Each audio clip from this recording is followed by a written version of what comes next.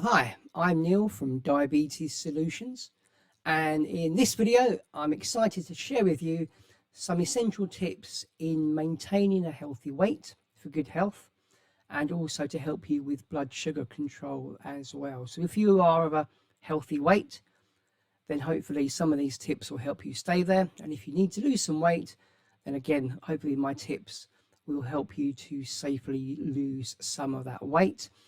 As a nutritionist, I specialize in helping people to prevent or reverse pre-diabetes and type 2 diabetes. And I understand the critical role that a healthy weight plays in not just achieving those goals, but also avoiding other health issues as well. So why is this topic so important? Well, maintaining a healthy weight isn't just about looking good, it's about feeling good and living a long and healthy life. It's crucial for reducing the risk of chronic diseases, managing existing health conditions if you have them, and also improving your overall quality of life.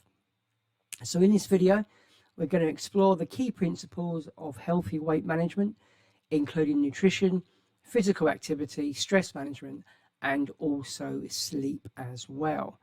We'll discuss practical strategies that you can implement in your daily life to maintain a healthy weight and also keep your blood sugar levels under control. So if you're not a diabetic, a type 2 diabetic, hopefully it will help you to avoid going down that route. But if you are type 2 diabetic, this information is invaluable as it can help you with your blood sugars as well as your weight. And remember, you've got the power to take control of your health, and with the right knowledge and the right tools, you can make informed decisions and create a plan that works for you. So grab a notepad, get comfortable, and let's get started. I've also got some free gifts for you too. So stick with me till the end of the video and I will explain more about those. And a quick disclaimer, not giving you advice, not making recommendations, just providing you with knowledge and education. So why do we need to maintain a healthy weight? Well, maintaining a healthy weight is important for several reasons. Firstly, it helps to reduce the risk of chronic diseases. So maintaining a healthy weight helps to lower blood pressure. It can help lower cholesterol levels, which in turn helps to decrease the risk of heart disease, heart attacks, and strokes as well. In relation to diabetes, a healthy weight helps to improve insulin sensitivity and also helps to lower blood sugar levels. And if you're not a type 2 diabetic, that will help you to reduce the risk of developing pre-diabetes and then type 2 diabetes. And obviously, if you are type 2 diabetic, it can improve your condition. It can also help reduce inflammation and also certain hormone levels linked to certain cancers. So by losing weight, you lose the inflammation, you reduce these hormones down, and you can decrease the risk of developing certain cancers such as breast cancer, colon cancer, and endometrial cancer. Healthy weight also impacts your mental health as well. It can help to reduce anxiety and depression by improving your self-esteem, and it can also increase endorphin levels, which are natural mood boosters. And when you feel good about your body, you tend to have better stress management and overall improved mental health. And that enhanced self-esteem leads on to a positive body image, which leads on to increased confidence and can also improve your social life because you are naturally more confident about yourself. And lastly, maintaining a healthy weight also enhances your overall quality of life. It can boost your energy levels, it can give you more stamina for daily activities, and it can improve your physical performance and helps to reduce fatigue. So there are lots of reasons why we need to improve our health, and that also includes mobility and independence. So carrying less weight around makes movement easier, flexibility easier. You have reduced joint pain, reduced muscle strain. And it means you can do those physical activities and those hobbies that you enjoy doing for longer into older age as well. So these benefits highlight the importance of maintaining a healthy weight, not just for disease prevention, but also for overall better quality of life and mental well-being as well. Now we're going to discuss BMI for a moment. Now you've probably heard of BMI. If you've been to your doctors, they might give you a BMI number. You might know what that number is. You might not know what that number is.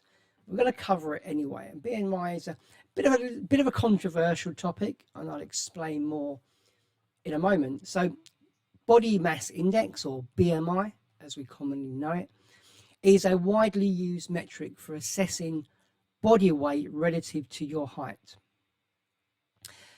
And in the absence of being able to measure body fat levels, in my opinion, a BMI measurement is better than nothing. However, it's quite an old and outdated measurement.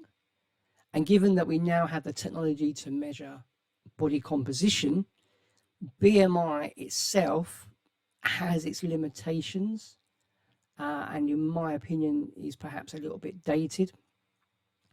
But it's also important to understand how BMI works, because many medical practitioners still use it. So understanding what your number is and what it means still has its place. So essentially BMI is calculated by using the formula of your weight in kilograms divided by your height in meters squared. Your weight in kilograms divided by your height in meters squared. And then that will give you a number. And it's that number that's really important. So BMI categorizes individuals into 4 main groups. So we have the underweight, where your BMI is less than 18.5. We have normal weight, where BMI is 18.5 to 24.9. Overweight, where BMI is between 25 and 29.9. And obese, where the BMI is 30 and above. However, whilst it is a useful general indicator, it does have limitations. For example, BMI does not account for muscle mass.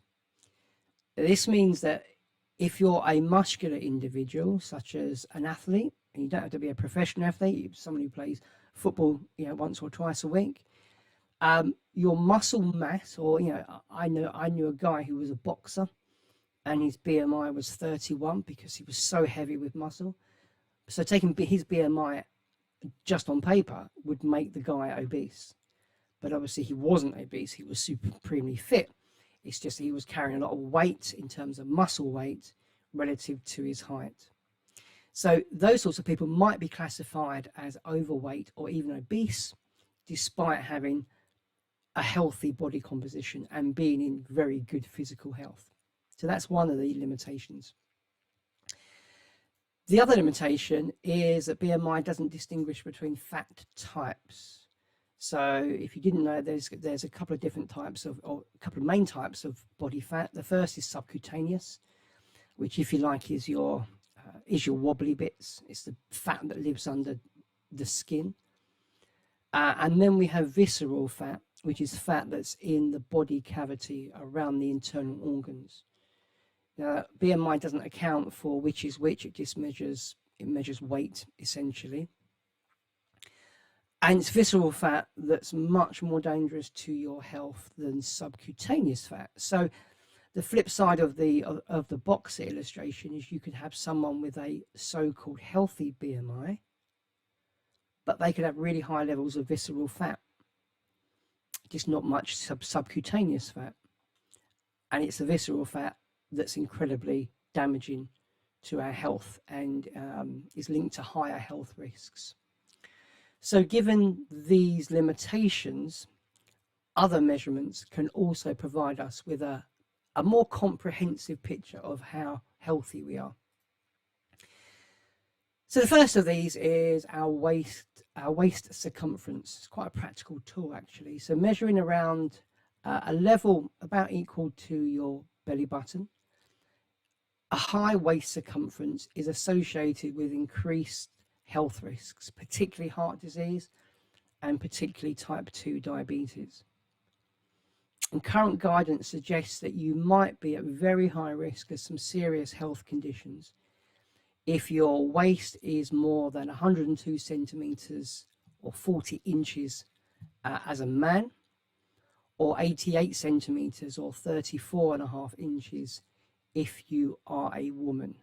So if you are a man with a 40-inch waist or more, or a woman with a 34.5-inch waist or more, and you haven't been to your doctors recently for any significant health checks, your yearly or 2-yearly or 5-yearly body MOT, it might be worth having a chat with your doctor, because if your waist circumference is that big, then you are sadly at risk of some health complications.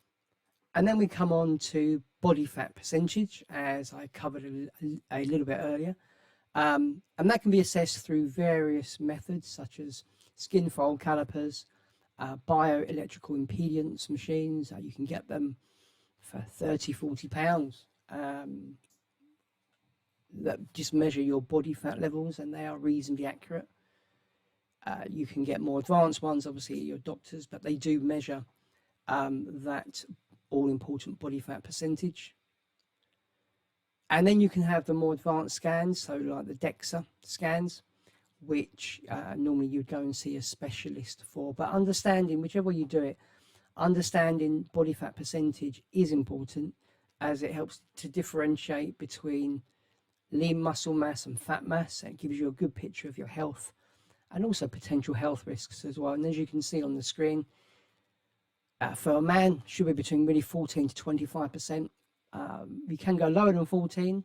I know some guys in single figures, but they tend to be super fit people who exercise a lot, perhaps, or maybe are in the forces and are just naturally have a lower body fat level.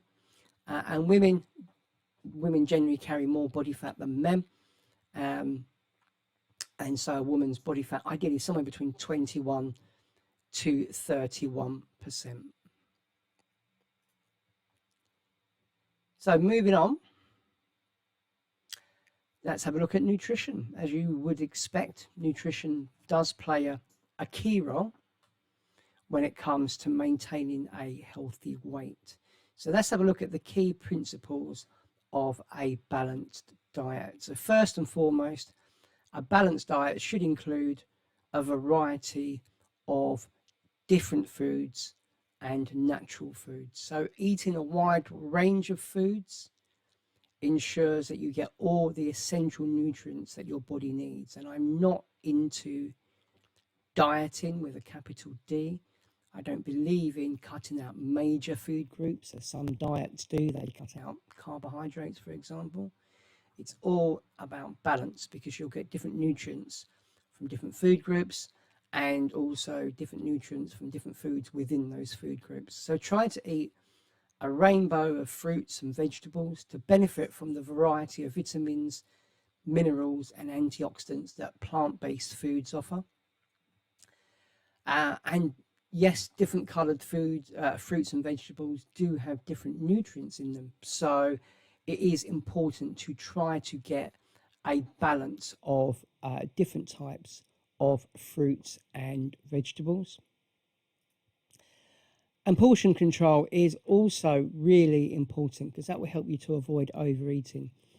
And understanding and managing portion sizes is really key.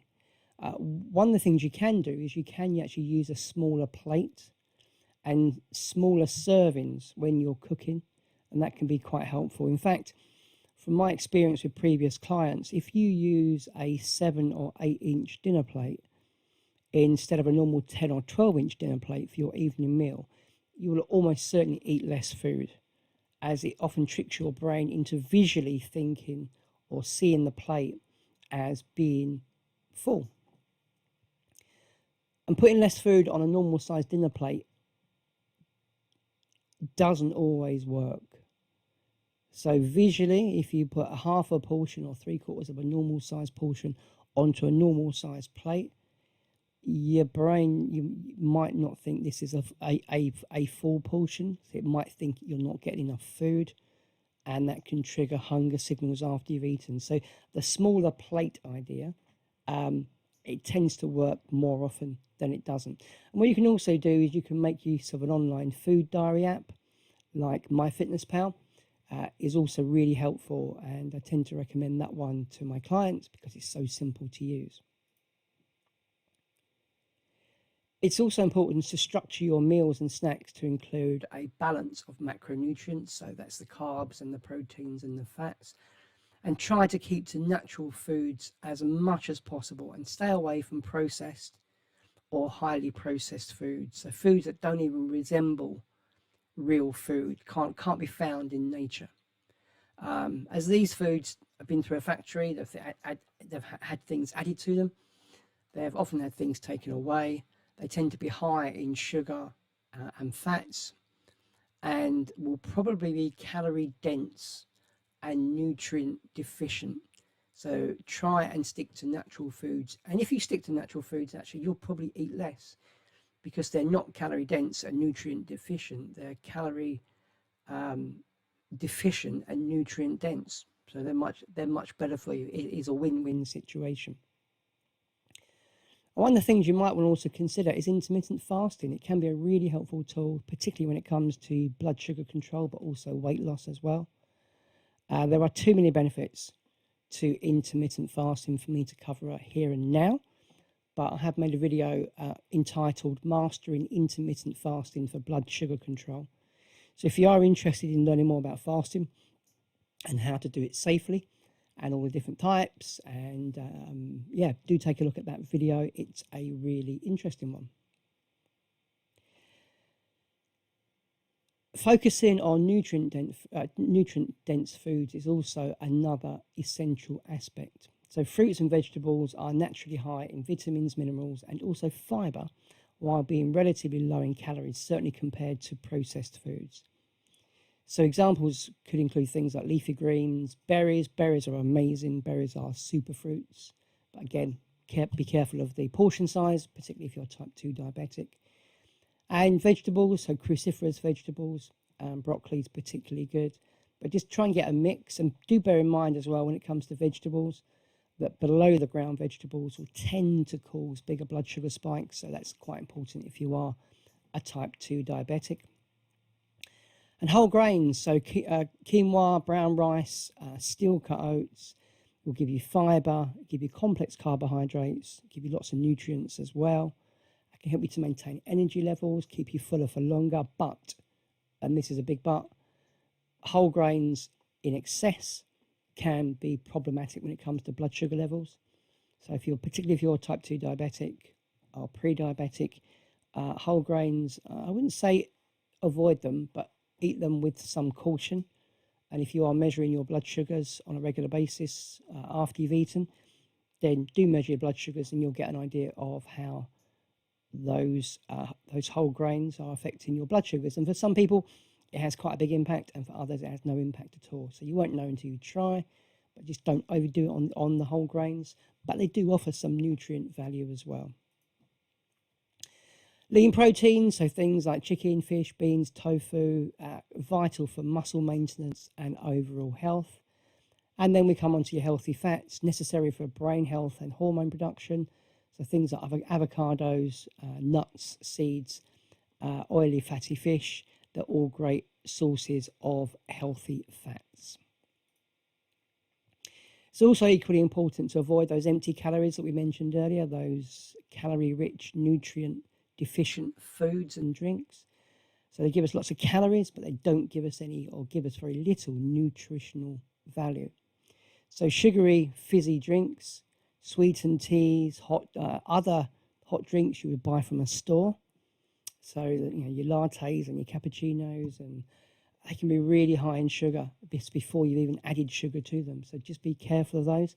So they'll be very high in calories because it's liquid. It gets instantly absorbed into the body, and that can cause blood sugar spikes, insulin reactions, which can then lead on to weight gain and all sorts of other things. So be really careful with those. Instead, drink water. You can't beat water, or perhaps herbal teas or infused water if you don't like the taste of water on its own.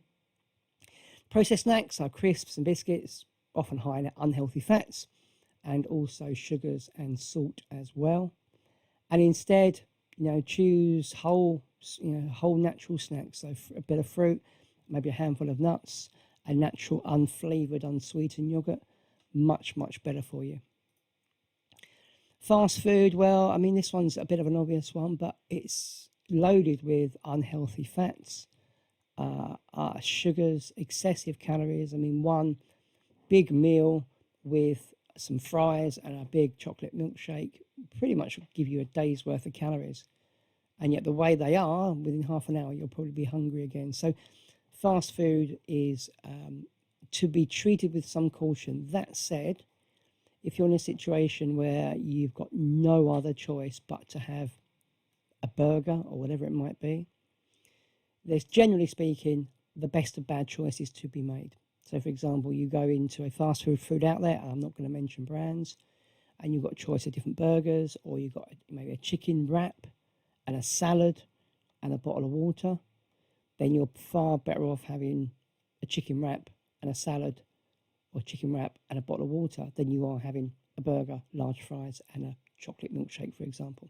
So there's always good choices to be had, even when it seemingly looks like there's nothing but bad choices there.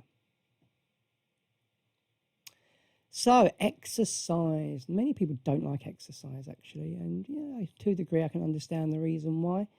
But next to what you put in your mouth, what you eat and you drink, physical activity plays a critical role in being able to maintain a healthy weight and also improving your overall health. So let's have a quick look at the different types of exercise and also their benefits as well. Now, there are three main types of exercise. We have aerobic, we have strength training, and we have flexibility exercises. So aerobic exercises, also known as cardio, great for improving cardiovascular health and helping you to burn calories. And examples would include things like walking, running, cycling, and swimming. Strength training builds muscle mass, helps to boost your metabolism, and that would include things like weightlifting, resistance band exercises, and body weight exercises like push-ups and squats and those sorts of things. And then finally, we have flexibility exercises. So they help you to enhance your range of motion, which is particularly important as you get older. And that in turn can keep you more flexible and help to reduce the risk of injuries. So things like yoga, stretching, Pilates, even Tai Chi to a degree, are good flexibility exercises. And regular exercise has numerous benefits. Firstly, the obvious one is it burns calories, and that helps your weight loss and helping you to keep a healthy weight.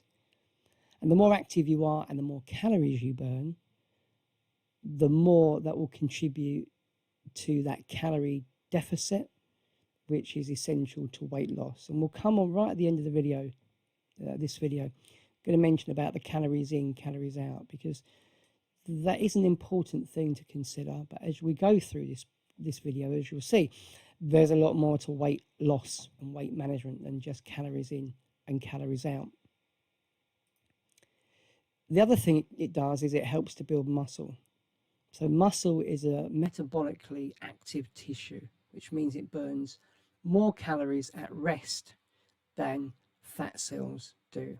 So by increasing your muscle mass, you can improve and enhance and increase your metabolism. And that in turn will mean your body's burning more calories at rest. And that helps you to maintain, or it's easier then to maintain, a healthier weight. And thirdly, regular exercise actually improves overall metabolic functions. It enhances insulin sensitivity, it helps to regulate blood sugar levels, and therefore reduces the risk of metabolic diseases like type 2 diabetes, for example. And to reap these benefits, you should be aiming for at least 150 minutes a week of moderate exercise, and that can be broken down into 30 minutes of activity 5 days a week. It doesn't mean you've got to go down to a gym every day of the week, for hours and hours and hours. Just half an hour of brisk walking, dancing, gardening, whatever it is that you enjoy doing, but just doing it on a regular basis and committing to it. That's where you really see the benefits. And incorporating physical activity into your daily routine can make a significant difference.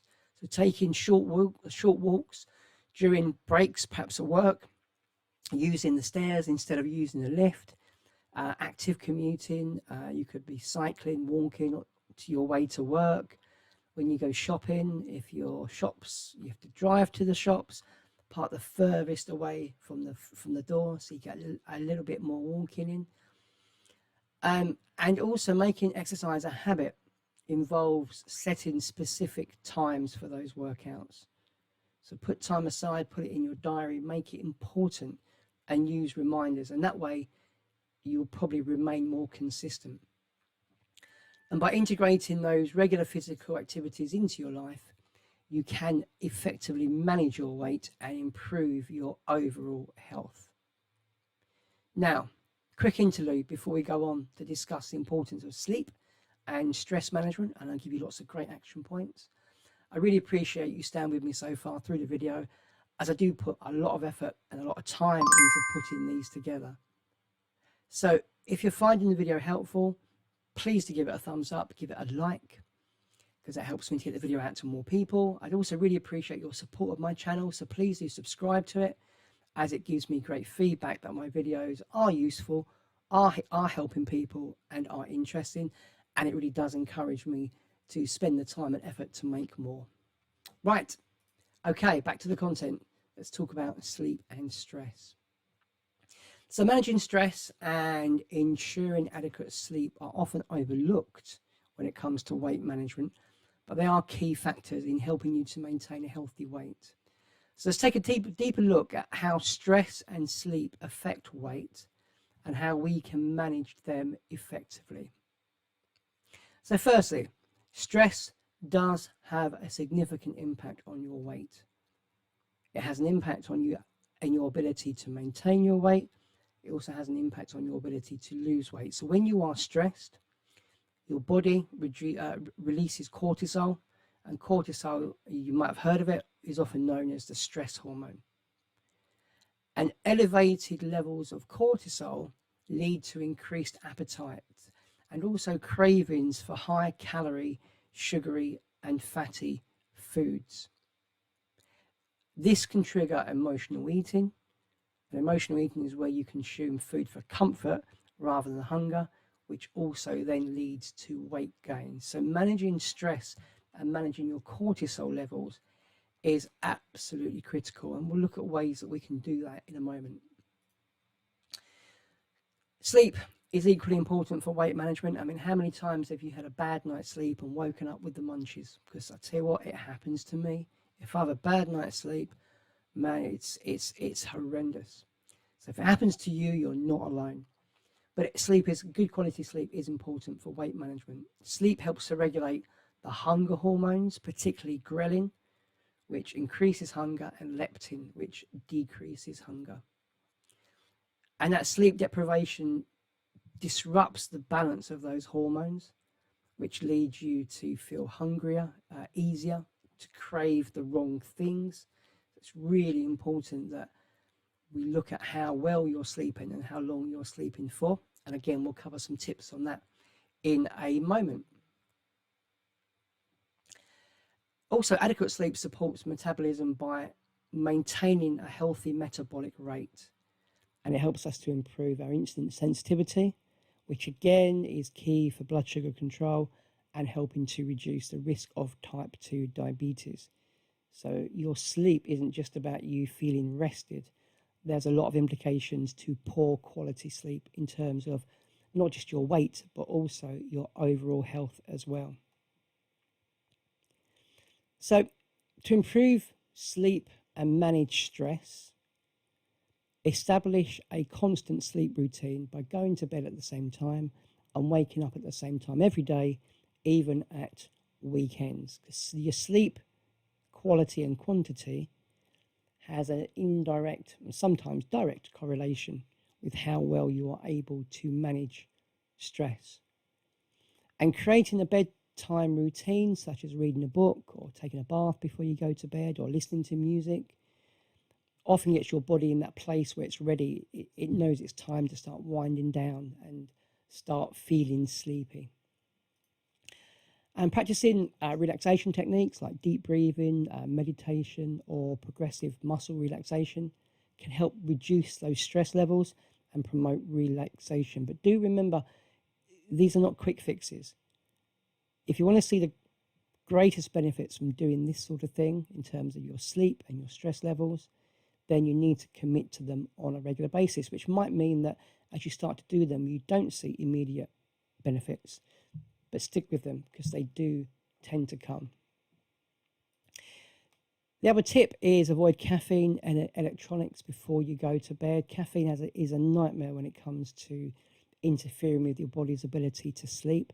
So I would suggest maybe having no caffeinated products, particularly drinks. Obviously, common is a cup of coffee, at least 3 hours before you go to bed. And also your blue lights on your devices, so can be your TV screen, but generally people will be using their mobile phones or tablets in bed. They can really disrupt your body's natural sleep cycle. So try and keep them out of the bedroom. Or if you do insist on using them, then make sure that you are using that blue light filter that most modern devices come with. Creating a sleep-friendly environment is important, and you can do that by ensuring that your bedroom is dark, quiet, and cool. So use blackout curtains to block out lights. If you need to, use earplugs to reduce noise, and maybe use a fan. You can get some quite small fans actually these days for about sort of £15. They're battery powered. They don't make much noise. They're not very intrusive, but they can help you, if not the room, to maintain a comfortable temperature. I can put a breeze onto you personally to keep you cool. And if you do want to find out more about improving your sleep quality, because I've only really touched on it here, then I have put together another video called Sleep Better Tonight. It does talk about the correlation between our sleep quality and blood sugar levels in relation to type 2 diabetes. But there's some great tips in there. Even if you're not a type 2 diabetic, there's some great tips in there that will help you to improve your sleep quality. Another thing to do is to monitor your progress, because it will help you to stay motivated and it will help you to stay on track. And tracking your progress is important. So keeping a food diary can really significantly increase your awareness of what you're eating and your eating habits, and it can help you to identify areas that need improvement. And in the diary, you can log in your meals, your snacks, your portion sizes, and the apps are fantastic because they're so convenient, and most foods are already in those databases, so you haven't got to go searching for the details. And apps like MyFitnessPal that I've already mentioned, Fitbit, Lose It, they all offer similar services in terms of being able to log what you're eating, tracking workouts, setting goals, giving you reminders, all those sorts of great things. I would highly recommend that you look at those. And regular weigh-ins are also important. Doing it once a week or once every couple of weeks, I would suggest. I would actually passionately advise you against weighing yourself daily, because it can be demoralizing, it can be self-defeating, and your weight can vary day to day. You could lose half a kilo one day and put on a kilo the next day. The human body is unpredictable, but measuring yourself weekly or every 2 weeks or twice a month will keep you on track and will help you to look at the trend rather than the day-to-day fluctuations. And when you do weigh yourself, do it at the same time of day, use the same scales. And I would suggest the time to do it is when you wake up first thing in the morning, have your morning ablutions, and then jump on the scales au naturel. And that will give you consistency at that time of day following the same routine. Setting goals is a really important aspect as well, and it's important to set long-term and short-term goals. So short-term goals like losing 1 or 2 pounds a week, they provide you with immediate targets to work with, while longer-term goals, such as losing a stone or three, or perhaps dealing with a health condition, give you a longer-term thing to aim for. So they give you a broader picture. But short-term goals and long-term goals are equally important. And the SMART goals, so specific, measurable, achievable, relevant stroke realistic, and time bound. So an example of a SMART goal could be walking 30 minutes a day, 5 days a week for a month. It's specific, it's measurable, it's achievable for most people, it's relevant to what you're trying to achieve, and you've given it a time. And you can do that with not just your weight goals or your health goals, but lots of things in life as well. But I highly recommend looking at SMART goals, and they will keep you on track without a doubt. And finding support can greatly enhance your journey to weight loss. So joining a group gives you accountability, motivation, helps you to share experiences with other people who are going through the same thing as you, perhaps have been where you are once upon a time and can help you. And there's loads of in-person groups, there's online communities, and there's social media support groups as well. If you want to work with a coach, work with a nutritionist like me, who offers professional guidance, personalized plans, offers you support, offers you accountability and coaching. If you can do it on your own, hey, great, get on and do it. Lots of people can't. If you need that support, there's plenty of us out there that can hold your hand through the process. And you can find coaches, nutritionists, etc., through referrals or recommendations, professional associations, search engines, online platforms. I would suggest you look at their reviews and look at their testimonials, and that will give you a good idea of their credibility and whether they are the right person for your particular case before you even speak with them. And staying connected with your family and friends is also really important, because they can help you with emotional support, encouragement, and also they can help and participate in the activities with you, which is great when you go on a walk together or a run together or a cycle together. It's fantastic to do it with other people. And do share your goals with them, celebrate your successes with them, and involve them, particularly if they're very close family, so spouses or children or whatever it might be. Involve them in your journey, make them a part of it. Okay, so before we draw the video to a close, and we are approaching the home straight now, I want to get into the nitty-gritty of the what and the how. You've probably made some great notes so far, fantastic. Just going to cover them in a bit more detail and give you some practical steps that you can take that will either help you maintain your current weight or help you to lose weight if you need to. So, firstly, plan your meals in advance. Preparing your meals ahead of time can save you time and reduce the temptation to make unhealthy choices. It is a foundational step in maintaining a healthy diet. And by preparing your meals ahead of time, you can save time during busy days.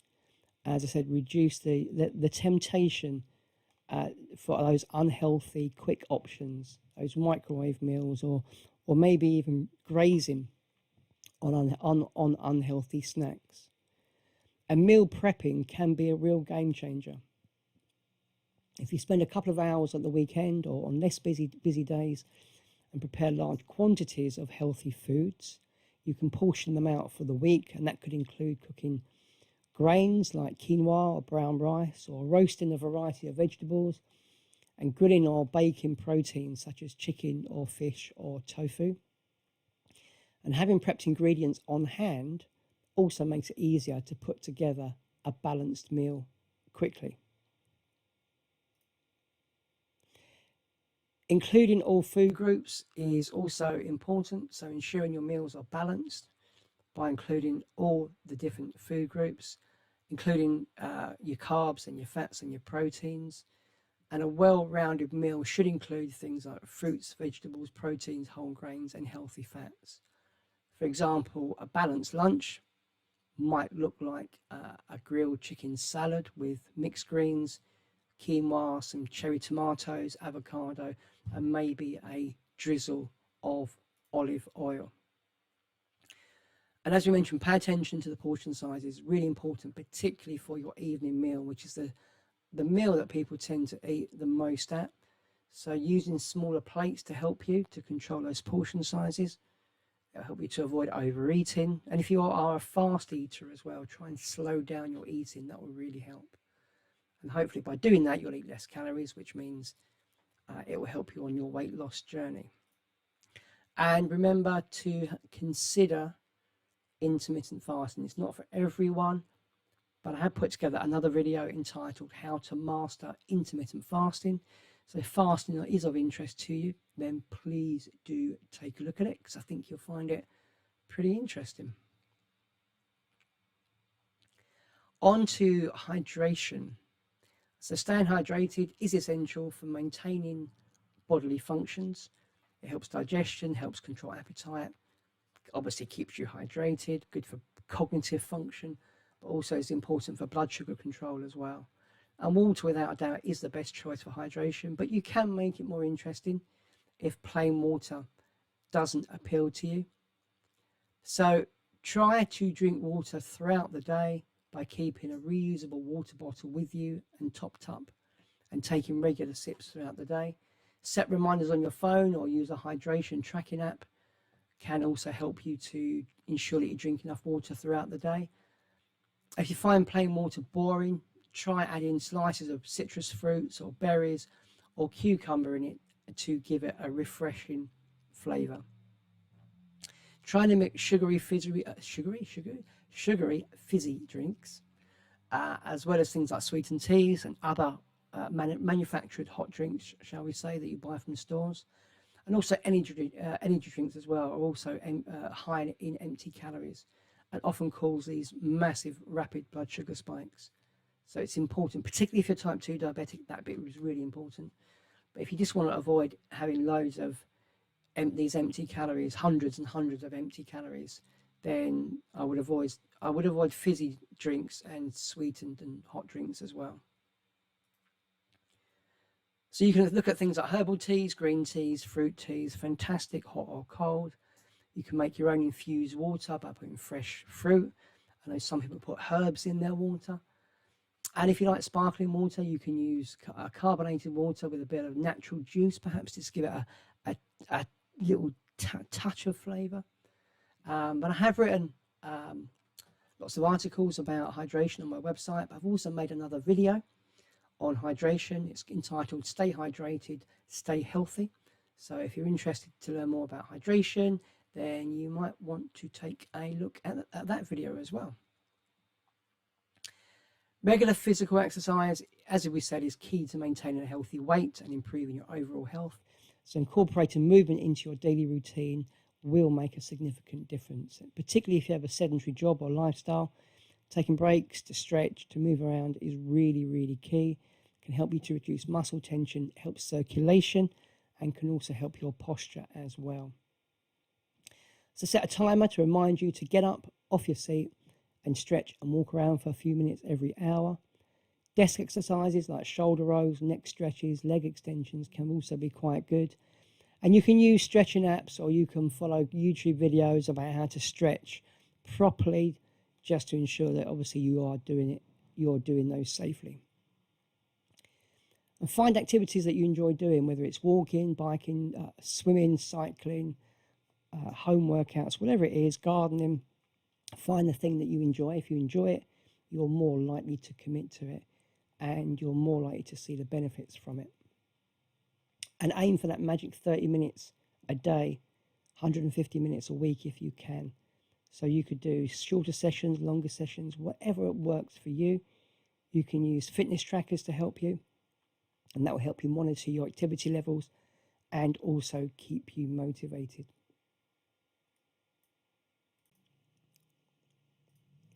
So looking at stress and sleep, as we mentioned earlier, Managing stress effectively is really important to help you to maintain a healthy weight, and also is good for your mental health as well. Chronic stress can lead to elevated cortisol, the stress hormone levels, which increases appetite and cravings for the wrong foods. And mindfulness techniques like meditation, deep breathing, and yoga can really help you to reduce your stress levels down and promote relaxation. And you can also do it at home as well with apps like Headspace or Calm. They give you guided meditation sessions that will help you to get started. Deep breathing exercises, so diaphragmatic breathing or box breathing, can be done anywhere and also are effective in calming the mind and also in helping you to reduce stress levels as well. And in addition to reducing your stress levels, they can increase your relaxation levels, improve your mental clarity and focus, and have massive benefits to your overall well-being. And find activities that help you unwind and help you to relax. So reading a book, listening to soothing music, engaging in hobbies, gardening, painting, knitting, spending time in nature, whatever it is you enjoy doing, find more time to do it. Okay, to really help you to de-stress, and that has a massive impact on your physical and your mental and your emotional health as well. And scheduling that time and treating it as non-negotiable is also a really good tactic.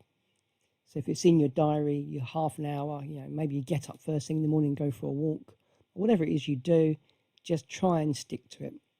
And experiment.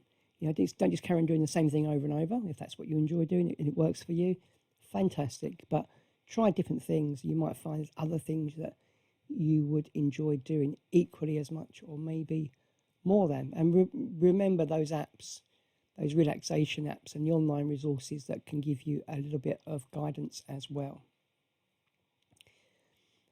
And as we said, adequate sleep, really important for regulating the appetite hormones, ghrelin and leptin, and also helping you to maintain a healthy metabolism. And remember, your poor sleep quality and quantity can disrupt those hormones, which will lead you to eat more, give you increased appetite, which in turn, on a regular basis, certainly can contribute to weight gain. And going to bed at the same time and waking up at the same time, even at weekends, helps to regulate your body clock and can help you to improve your sleep quality. So try to develop a bedtime routine to signal to your body when it's time to wind down. So it could be like listening to a book, taking a bath, listening to music. Avoid large meals and caffeine at least 3 hours before going to bed. And keep electronics like your phone and your tablets outside of the bedroom.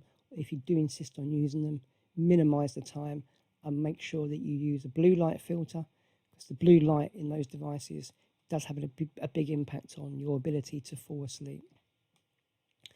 Ensure that your bedroom is conducive to sleep, so keeping it dark, quiet and cool, using blackout curtains to block out light, earplugs to reduce noise, and maintaining a comfortable room temperature with breathable and also clean bedding. So wash your bedding on a regular basis, and invest in a good quality mattress and pillows. It'll make a massive difference when it comes to sleep quality.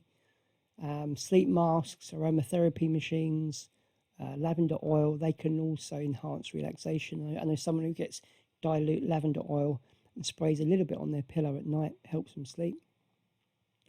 And as I mentioned, I've also made a video about sleep as well. So if you want to find out more about how to improve your sleep quality and quantity, take a look at that video. And monitoring your progress will help you keep motivated. It will keep you on track. It will help you to see the progress you've made. And it will also identify the areas for improvement. So remember to keep a food diary like MyFitnessPal. It will help you to keep track of what you're eating and what you're drinking.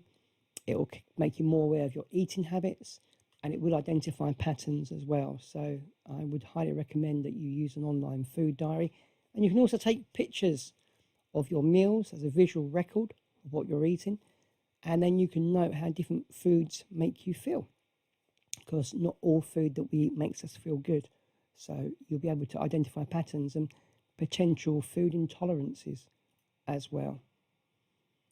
And remember to set those short-term and long-term goals. It's really important for staying focused and motivated. So those SMART goals, so specific, measurable, achievable, realistic stroke relevant, and also time-bound. Each of your goals, if you set them based on that criteria, the SMART framework, it will keep you on track. And it will also help you as well, because if they're not specific, they're not measurable, they're not achievable, they're not realistic or relevant, or they're not time bound, you won't achieve them. So SMART goals are really important. So do set time aside each week to assess your progress, reflect on your goals, adjust them if you need to. It's important to be flexible and realistic with your goals. And when you do achieve them, celebrate those milestones. Don't celebrate with food, please, but maybe if you're trying to lose weight, maybe if you set yourself a goal, if you lose 2 stone, you go and buy a new pair of trainers. I don't know, whatever works for you, but don't celebrate with food. Losing weight and celebrating with food is just not, in my opinion, it's not smart. But celebrating those goals is important. Okay, don't let them go by without some sort of reward, and it might be a spa day or a new CD or something, or whatever it might be that works for you. But recognizing the accomplishments is really, really important on a psychological level. So as you can see, maintaining a healthy weight is a multifaceted journey that involves balanced nutrition, regular physical exercise, effective stress management, adequate sleep, mindful tracking of your progress. It's not just about calories in or calories out, as many in the health industry would like you to believe. But if you incorporate these actionable daily steps, these practices that I've given you today into your routine, you can maintain your weight or you can lose weight if you need to. And in doing so, you'll significantly improve your overall well-being, you'll regulate your blood sugar levels better, and it will enhance your quality of life. And remember, sustainable change is only achieved through consistent small steps. The journey of 1,000 miles begins with the first step. So make that first step today. Stay committed to your health improvement journey, and you'll get there in the end. And before we wrap up, as I mentioned at the start of the video, I just want to talk to you about some freebies that I've got for you to help you on your journey. So the first you can see in front of you is my resources, my health improvement pack. So this is particularly useful if you're a type 2 diabetic, but if you're not a type 2 diabetic, the first 2 guides will still be relevant for you. So the first is 30 easy ways to manage type 2 diabetes and blood sugar levels. So if you are type 2 diabetic, it really is your go-to Bible. But if you're not type 2 and you just want to be healthier and lose weight, there's loads of good tips in there for you as well. As also my top 12 foods and drinks to avoid. Again, written for type 2 diabetics and pre-diabetics. But if you're not diabetic, trust me, there's loads of great information in that one too. And if you are type 2 diabetic and you're on meds, then the pack comes with my meds guide, which goes through all the major medications that you can get for type 2 at the moment, what they are, how they act, what they do to the body, and also the potential side effects. So if you're on meds, that one's quite important. The next free resources I can offer you is a healthy recipe pack. I've written 120 odd healthy recipes, breakfast, lunch and evening meals, completely free to download at my website. So if you want the recipe pack with my compliments and you want to eat healthily, then please do grab that. I'll be happy to send that to you. And my website is diabetessolutions.co.uk. Yes, I do write a lot of information for pre-diabetics and type 2 diabetics, but if you just want to improve your health, or you actually want to avoid getting type 2 diabetes, then my website is the place to go. I've written loads of useful information in the Knowledge Hub, which you can access completely free. So please do take that and take a look at that. And if you want to become an email subscriber, I email my loyal subscribers once every couple of weeks with loads of health improvement hints and tips and knowledge and education. I never spam you, never try and sell anything to you, just genuinely want to help you and give you information. Then via my website, you can become an email subscriber as well. And if you do want to follow me on Facebook or X or Instagram or LinkedIn, then I generally will post at least once a day with useful information, tips, hints, guidance on health improvement, weight loss, blood sugar management, etc., etc. The links are at the bottom of the screen, and as you can see there. And finally, my book, The KISS Plan, the book that took me 3.5 years to write. But it's my 4-step guide to prevent, if you haven't got type 2 diabetes, it will help you to not get it, or reverse type 2 diabetes. If you have got it or you're pre-diabetic, then there's loads of great information in there that will help you to reverse it and work towards better management and reversal.